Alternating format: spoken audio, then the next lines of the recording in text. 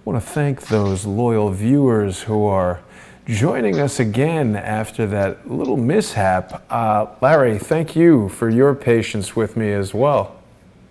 Oh, you bet. No problem. Stuff like that happens. You know, I wanted to make our first show out of the gate on 2019 a special one, and so I thought it would be nice to take everybody up to Times Square and look at all the, there's balloons all over the street, like popped balloons and confetti and all that kind of stuff. But unfortunately, it was so windy outside, I had no idea that noise was going to be so overwhelming. I apologize. It is unseasonably warm in New York City today, Larry. It was over 50 degrees. Well, you're about in summer, aren't you? I mean, that's very weird. Yeah. Well, I mean, want to give them a special program. That was pretty special. Yeah. So you were telling us, Larry, about some of your predictions, what you think is going to happen in 2019. Obviously, a very dangerous year for President Trump. We know the Democrats will take control of the House. Is it on Thursday? And they're hell-bent to impeach the president. Well, here's what, Jason, I want to do. And you have to forgive me. I'm going to have to talk softer so I don't blow my lung any further. But here's what I want to do. I want to tell y'all. What I want to tell you is coming in January, in January in 2019. It's not some epiphany, Jason, I've had. It's not some book I've read or movie I've seen, whatever. I lived this stuff. This is just a grown-up Arkansas, and they're using the system we did. And they're using, actually, whether they know it or not, the playbook that we wrote. So here's what's got to happen. And I say it like that. It's got to happen. When they take office, they cannot allow Jason Trump to score another victory with some kind of thing he did that really paid off for America. You got it? Yeah. They can't afford for that. And they know Trump is a master at pulling that kind of junk out and getting it done. So they have got to come at him with a multifaceted attack strategy. Number one, they're going to try to get Mueller to step up his thing to get something on Trump. Didn't care if it's parking tickets. Then you're going to see 3 or 4 other committees, House and Senate committees, start the same investigation again. One over his foundation, 2 of them over his foundation, what he did with him before, et cetera, et cetera. And they have made a pledge that if all they can get is a parking ticket, they're going to impeach him. Now, we got to stop it. We do. And folks, I have a plan. I know you may not think I do, but I know what to do. I know what to do. What should we do? But I got to have. Well, I'll tell that at a later date, Jason. We don't want bad guys to hear what we're coming up with, or then we'll be out of the business of being able to help at all. Got it. Just know this. I wouldn't come on your program or anybody's program or anywhere and say, I think I know it's a plan. Just because it's planned doesn't mean it's mine. I mean, my plan doesn't mean it's perfect in every way, but I think it'll do the job. Well, Larry, of course, Thursday is going to be the first day of hearings in the case being brought against Robert Mueller's special counsel office by Dr. Corsi. Larry Klayman is representing Dr. Corsi. You've had some experience dealing with Larry, right? He was very involved in the impeachment of Bill Clinton. What can you tell us about that? Well, I was speaking out in California, and a guy came up to me after the speech, and I was going to the hotel, and he said, he's Larry Klayman. He said he was an attorney. I said, great. And he thanked me for what I was doing or whatever. But then he said, what could I do? And I said, buddy, you can be an answer to a prayer. We need somebody to go after them legally. Somebody's got to. I can take care of the publicity, the public going after them. But we need somebody to go at them legally. And he said, well, I'll be glad to do what I can. So a couple weeks later or so, after we talked, it's agreed that he was going to set up Judicial Watch. And then he went on the radio with me on all these different programs every day. We raised money for him to set up his judicial watch and then to help pay the price of making the filings, etc. Now, later on, so you know the whole story, I got to noticing that Larry was he would raise $1 million. It's going to cost $1 million to bring this against Bill or whatever, against Hillary. He would gather in the money, and he would do just a one-page complaint, like you do in a court to notify the court you're going to file. But he never went through with any of them that I saw or anybody knew. They just didn't go through. What do you mean? When I saw that, I thought, oh, well, just nothing ever became of them. Well, 1 week he's talking about I've got to have money to raise this case against Hillary for blank, blank, blank, and then the next week got to have money to get this thing for Bill, and nothing was ever done on any of them. It's like they just didn't. That's all there was, just a one-page complaint, but there was no suit behind it. Well, what do you attribute that to? All I can tell you is what I did. I just went on there and told people to stop funding him. And that's when I met Tom Fenton. And Fenton was pretty outraged at what was going on there. And I said, well, you just got to know I can't help you. And then he said, well, we're going to have to deal with it. And that's when he got rid of Larry. That's not the way that I heard the story going. But so you're saying that... Well, I mean, I don't know that he got rid of Larry. I'm just saying, from my perspective, he wanted to, I don't know. What's your perspective? How did it go? Well, I don't know the details of that situation, but Larry is filing things all the time, and to say that he's, the impression that I'm getting is that you're saying that he wasn't following up. Are we sure that that's the case, or were they being blocked by the corrupt judicial system? Well, I can only tell you this. Whatever was going on was costing a lot of people money. And if it got dropped, if one case, let's look at it this way, Jason. If one case got dropped by the judge and you had raised $1 million, right? Well, then guess what? You don't have to spend that $1 million on that case, do you? So why not save that $1 million for the next file you file? You didn't do that. Wasn't Larry Klayman pivotal in bringing the judgment against Bill Clinton that he had lied under oath? No, it's an attorney, law firm out of Texas that actually did that. Well, all right. No, Klayman,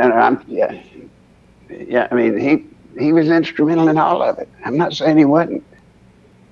I'm just saying why I did what I did. And, if I meet him again, I'll tell him to his face, that's why I did what I did. Now, you understand my reasoning. If he did file it and got ruled 11 out of the case, and he had raised $1 million to pursue that case, well, if it got thrown out, he wouldn't need to raise another $1 million for another case he's working on. Well, I'm looking here at Wikipedia, and I don't imagine that would be favorable towards Larry necessarily, but it says that through Judicial Watch, Klayman filed around 18 lawsuits against the Clinton presidential administration alleging ethical misconduct and criminal activity. In one case, a federal judge ruled that Clinton violated the Privacy Act when he released personal letters between him and a female White House volunteer. The woman had appeared on national television accusing him of making improper sexual advances, and Clinton claimed he released the letters to discredit her. The judge determined this was an act of criminal intent and that the ruling was called inappropriate, but that ruling was called inappropriate by the appellate court. So I'm pretty sure that Larry was aggressively pursuing the Clintons and, going to court and traveling. Yeah. He was. I'm just telling you, told you just exactly what bothered me, what I did, and why I did it. Got it. And what exactly were you describing that you did in this matter, that you went to Tom Fenton? I went on the radio and told people to stop sending money to Klayman until he starts producing on cases. I see. all over. Then I just met Fenton briefly when he wanted to know, why I had a problem. I told him it's about the same thing I just told you. Right. He said, we'd take care of this. Next thing I know, one day I wake up and Clayman's out and Fenton's in. Call it what you will. Yeah. No, I don't know what to say about that. I mean, I'm certainly very friendly with Larry, and I think he's doing a great thing defending Dr. Corsi. Larry did incredible things in the beginning. He did. It's just later on, you know what it turned out to. He's just a fundraising mechanism, but he's very capable. He's extremely knowledgeable. And if I had to pick somebody to represent me in something like Corsi, I'd probably use Clayman. Right. Well, okay. So basically, we've got this suit happening. I personally feel it's important that we support Freedom Watch because they're really the only group right now that's actively going against Robert Mueller. I think Robert Mueller is doing a lot of things that people should object to, irrespective of what they think about Dr. Corsi or Larry Klayman. We definitely need somebody in there fighting. And I know that Larry has been aggressively presenting matters that indicate that Robert Mueller's special counsel office has been leaking information illegally, leaking grand jury information to the press, that they've been communicating with members of the press. I think we've seen evidence that indicates that the press is actually sending stories and information to Mueller's special counsel office. But let's move on from this and let's talk some more. The thing about that. Now, folks, the good thing about Corsi's case, and Klayman, I will assure you that this is the most tried professional at doing it. The key to Corsi's case is his act of discovery. You'd asked me earlier what would Mueller and them say. Well, Mueller and them are just going to say we can't talk about it because it's it's under investigation. But Corsi and Klayman have the right for discovery. And that's when this thing could turn out big. Right. Big. We've heard a lot of people sort of rattle that threat around, discovery and civil suits. And, so many people have said, well, not so many, but, basically Robert David Steele and D. George Swigert have threatened to sue and even sued, and they feel so confident that they're going to get discovery. It's got to be determined by the judge that you can move forward to discovery, right? And couldn't somebody like Robert Mueller easily fail to disclose things and defy the judge? Here's what's going to happen, most probably, and I don't mean to be a downer, all right? This is just strictly legal stuff here. Right. This is just academic legal. Most probably what's going to happen, Mueller and his side are going to present to the court that, look, the evidence that we need to prove, we're not guilty is unfortunately involved in a case that we can't make public. So therefore we feel we don't have a right to defend, we don't have a way to defend ourselves. So if we can't defend ourselves, Judge, you need to throw this out because, and there's a good chance the judge will. Right. Good chance.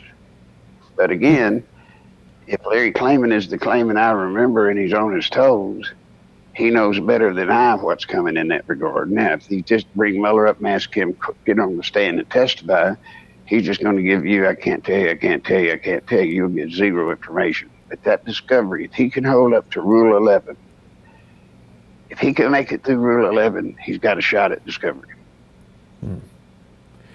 Well, the other thing that you said, Larry, that's really interesting to me is that the opponents of Donald Trump are essentially using a playbook that was created in Arkansas and that the Clintons have been using for the past 30 years. What do you see specifically that causes you to believe that? Just everything they're doing. It all falls into a slot. Number one, when they started out, they were really looking for something. okay? And then Comey and them rigged the deck and got Mueller. So that Right. was all there. But it's what happened after that when you had the media literally not saying anything bad about Hillary, when you had the justice not doing anything to the crimes that they could very well produce, and a matter of fact, doing to Flynn and them, putting them in jail for stuff Hillary and them admitted to doing or was found to be doing. Right. And then it gets worse than that. Then they start with the campaign to smear people. And that's when I knew it was there. That's when I knew. You know, when they went after Kavanaugh, that is vintage our system. Our system's rules are fundamentally, get ready for this, folks, write them down. Our rules are make your opponent out to be whatever he's got to be defeated, and make yourself out to be whatever you've got to be to win. And then once you win, do whatever you want to. It won't matter. Right. And when they came after Kavanaugh with just stuff that no real person would have used, come on. And they're going to do it. And I know, and they're going to do the same thing starting in January or this week. Watch, hide and watch. It's Trump, hide and watch. And they've already made it impossible hardly for Trump to get somebody to sit at his cabinet level seats, because anybody that's got any reputation and background, excuse me, Rosie, get down. I got a dog that just goes around and prowls. No problem. Get stuff. But anyway, so that's what I say is going to happen. So and I will put my whole credibility on the line for it. It seems correct. It seems like an accurate prediction. Let's talk for a minute about James Comey, Larry. Have you ever had any direct interactions with James Comey? He said in his book that he was hired by a law firm. He was working for a law firm that was hired by the Senate to investigate Whitewater, and that he personally was tasked with investigating what he described as Vince Foster's suicide. Did you ever interface with James Comey at all? Yes, I did. What can you tell us about quite that? a bit, quite a lot. He was, he was seemingly wanting to be aggressive about it. Mm-hmm. But then as we went on and on and on, he just developed a more laissez-faire attitude, and he didn't care anymore. When he did that, I told him go to hell, and I left. Left where? You know, actually, I just stopped working with him. Now, technically what I said was go to hell. You know, you're getting paid for all this stuff. I'm not. So why don't y'all do that stuff you do? Just leave me alone. So he's doing this investigation, and he contacted you as a witness, or how did that work? How did he first come into contact with you? He had my name as somebody that could give information here in Arkansas, and who had been right on women and other stuff, and knew that I knew the inside of the Clinton operation. So he knew, called me in like most of them did. Mm-hmm. So James Comey called you in for questioning as part of his investigation into Whitewater and what happened to Vince Foster. Did he ask you specifically about those two things, Foster or Whitewater? Yes. What were the nature of his questions? What do you know about it? Can you tell us what you discussed with him? Yeah, I said, it's totally bogus. Give me some time, I'll get McDougal to flip. He said, do you think you could really get Jim McDougal to flip? I said, I swear I can. Comey, I can get him to flip. And I did. And McDougal was the guy who set up the Whitewater deal, convinced Bill Clinton to build an off-ramp on the highway to increase the value of the property of the worthless land? That's him. And I got him to flip. You got him to flip. So why would Comey stop this investigation if you're bringing him primary witnesses who are directly involved, who are admitting to the crimes? Because he ran into the system. The system was not going to let, and I warned him. I said, you be careful, Comey.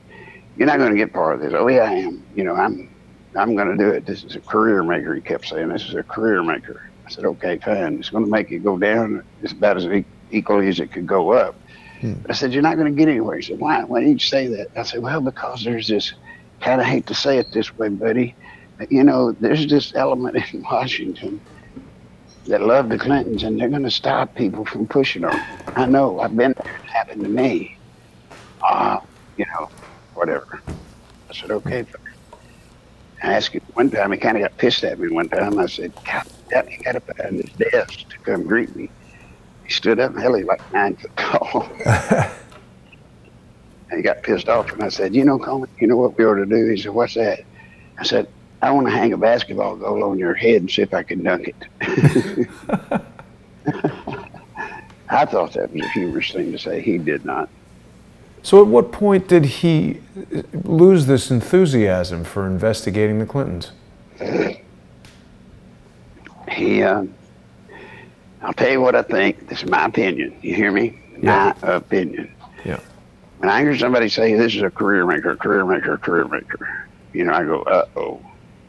I think they came in and made him a deal he couldn't refuse to back off, and he did. And that's why he's where he is today with the FBI and all the others. There's a little gold mine, you see. They can make offers you and I can't make. Well, we can give you $100,000, fine. They'll give you $1 million, but they can also give you a job in government for twice that amount. Larry, I want to read you a section from James Comey's book, A Higher Loyalty, about truth, lies, and leadership. And I wonder, this is my speculation, but it seems like, an offer of money, yeah, that's one thing.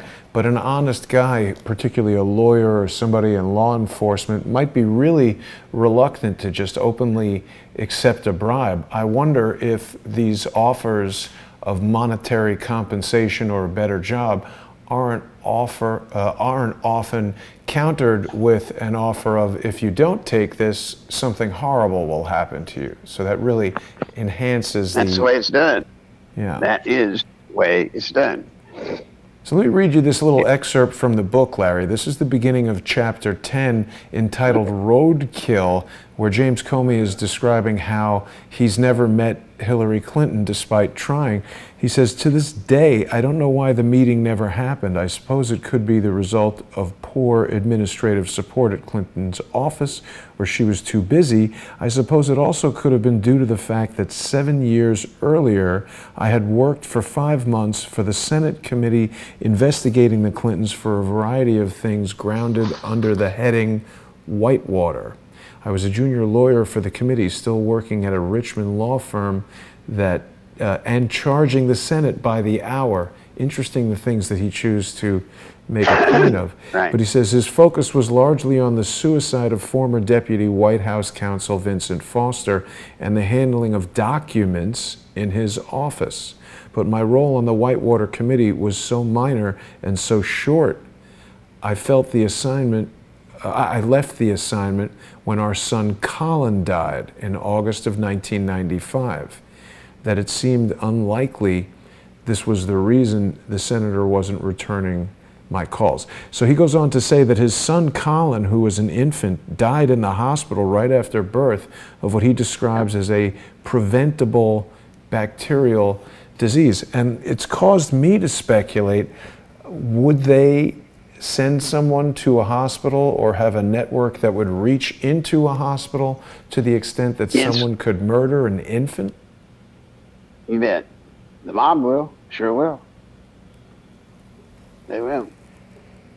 And I think it's easy to see how certainly even the most honest man, when you threaten his children, someone would say, hey, Jim, you've got 3 other healthy kids. Maybe you better drop this Vince Foster investigation. Knowing him the way I did back then, which was not a lot, but being around him, I can assure you they probably didn't even have to make that up. When they gave him the guarantee that he'd be moved up very quickly, that should have been enough for him. Huh. So you don't think the death of his son has anything to do with it? I mean, I just find it strange that he mentions it in the same... Well, he might do it just to get sympathy, but I'm telling you, I'm double dog telling you, that guy is not a good guy. It hadn't been since the day I met him. And he's just very pliable. Now he's out there trying to hustle and make a living without the government, which is going to be hard for him. Right. Right. Yeah, and earlier, when our audio was not so good, you were talking about some of the generals' response to Donald Trump pulling out of Syria. I just wonder how many of these generals are thinking about their job after they leave the military and trying to set. I mean, we've got the incoming national security advisor as a former Boeing executive. That seems problematic. See, there you go. Here we go. It's a musical round, Jason. You know, row, row, row your boat, gently down the stream, and then somebody else goes, row, row, row your boat, and then row, row, row your boat. It's just a musical round. That Dwight, like I told you before on the other program, Dwight David Adams warned in his last days as president that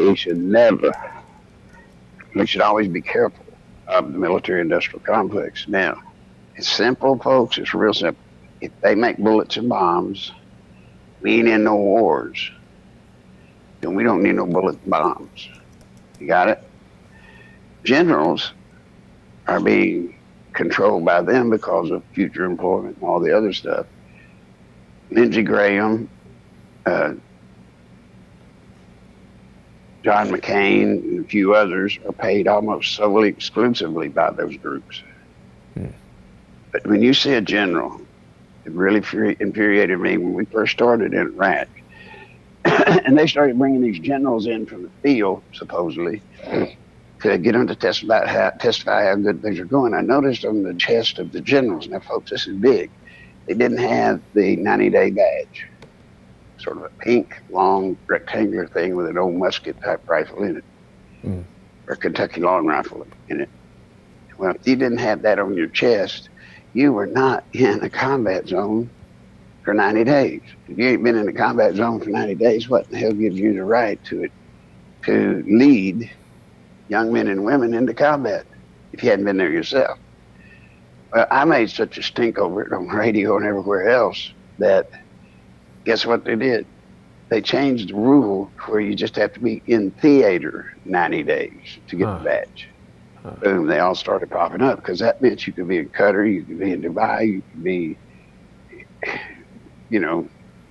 Jordan, you could be Israel, you could be anywhere.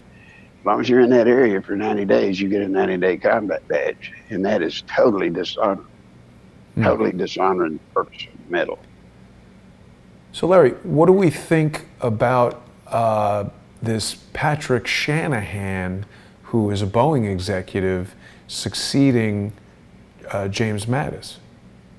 Well, let me tell you something. What Trump is doing, I strongly support. It's hard to find somebody for that job. It is. But what Trump has proven, at least to me, which was kind of a theory I had for a long time, if you bring really smart, brilliant people in from the business sector, doesn't that make more sense than just finding somebody that's connected politically to somebody and he's just a political gadfly? I mean, doesn't that make more sense, Jason? But isn't it dangerous to hire a Boeing executive to be the national security advisor? It's a bit like hiring the barber to advise you when you need a haircut. Look, you don't understand how that part of business works. He is already a part of our national security team as the head of Boeing.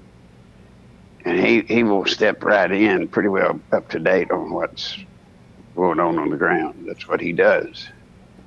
So no, I applaud him, and I don't know this guy's guy may be terrible, but I applaud Trump for doing what he's doing. Find people in the private sector that have been successful. So that's where it goes. Jason, I hate to do it, but you can hear my chest, my lung is just about to go. No problem, Larry. I wanted to have a little discussion with you about what's going on at Patreon because it puts the financing in jeopardy. But if you've got to go, you've got to go. I definitely want to remind people to visit nicholslive.com. They can support Jason, you. We need to do that, folks. It's important. It's incredibly important. Like on a day like today when there's just nothing coming in. Support us. Support Jason. His program, that's why I come here every Tuesday. It's that important to get the information out, and you're going to find it's going to be more important now that we're into deep January. You're going to hear things on this program you're not going to believe that they are real. So if you can, give them how to help you, Jason.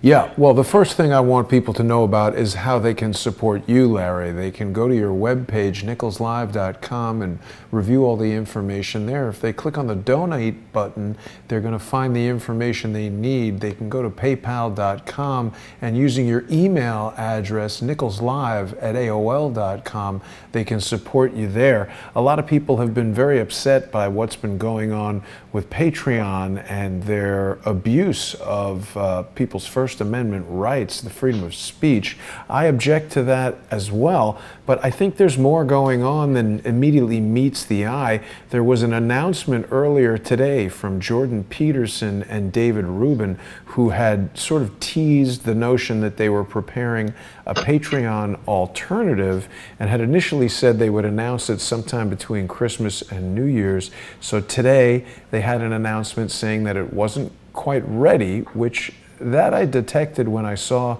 Jordan Peterson in Palm Beach, Florida. I think it's a very difficult thing to put together, first of all, from a technological standpoint, but also the business relationships that need to be in place with credit card processors.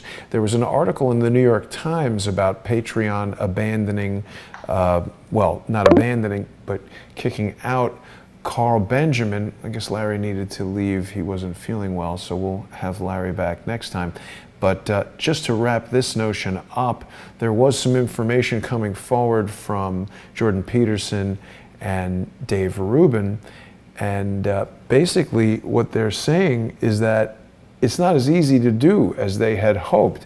It turns out, as we've learned from this New York Times article and more information that's come forward in some interviews and phone calls that people have been doing with executives at Patreon, is that there may in fact have been some outside influence from credit card processors and other people that control these international payment networks, that things like Patreon and Subscribestar need to rely on. This article and some of the interviews that independent journalists have been conducting with the staff and executives at Patreon indicate that there was pressure put on Patreon. And of course, David Hawkins has given the very diplomatic suggestion that we should presume that Patreon wants to do the right thing, but it's possible that someone is preventing them from doing that. That someone could be MasterCard, Visa, I don't know, banks, some of the people that control this stuff. Okay, so yeah, Larry's not feeling well. He had to go from the call. I hope that people will go to nicholslive.com and help support Larry.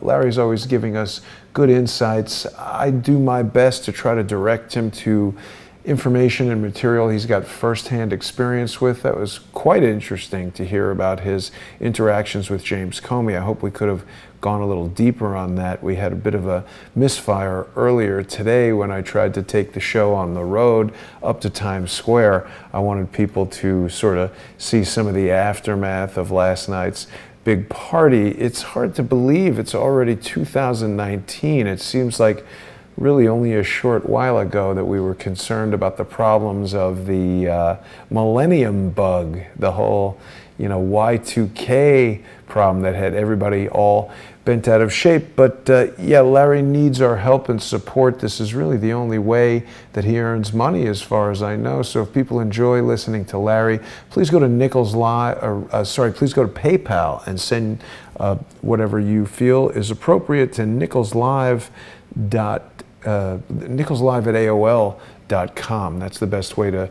help Larry out, is through PayPal. But this raises the concern. What happens when PayPal decides they don't like what you have to say? And now we've got a corporation that controls money, controlling the whole notion of who has the right to speak and who doesn't. I have been kind of surprised that we haven't heard too much from Jack Conte, the CEO of Patreon. He does make some comments in this New York Times article that haven't been very well received. He's talking about his feeling that perhaps people have left Patreon because they object to the 5% cut of his income.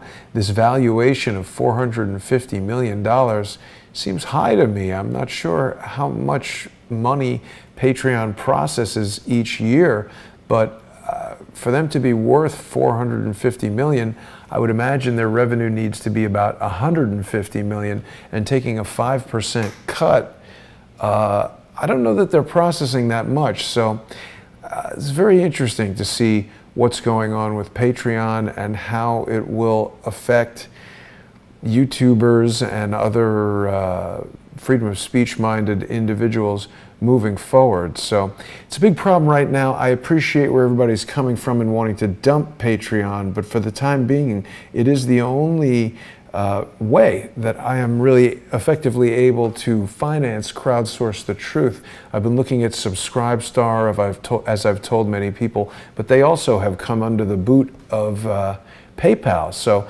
perhaps people should be writing letters to PayPal, perhaps people should be writing letters to their banks, to their credit card companies, and let them know that they object to these companies becoming involved in the debate of the Constitution and the rights that each of us have to freedom of speech. I definitely don't think we want the bank deciding who can or cannot process payments based on what they say. It should have to do with the law. So we've heard a lot in 2018 about how private companies like YouTube, Google, Patreon, PayPal, Visa, MasterCard, how they can quote unquote do whatever they want because they're private companies and shouldn't be bound by the Constitution. But that's an extremely dangerous road for us to go down. I think we want all the corporations that we all deal with to respect our constitutional rights.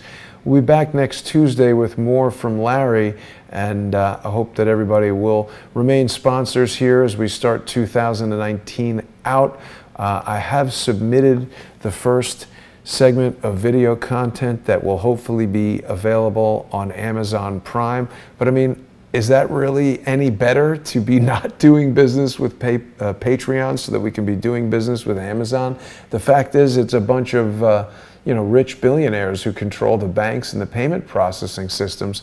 Cryptocurrency is one option, but there's a lot of complicated things that need to be integrated for these types of productions to happen and for it to be monetized. So thanks everybody for joining us, and I'll see everybody soon. I hope we can be back tomorrow.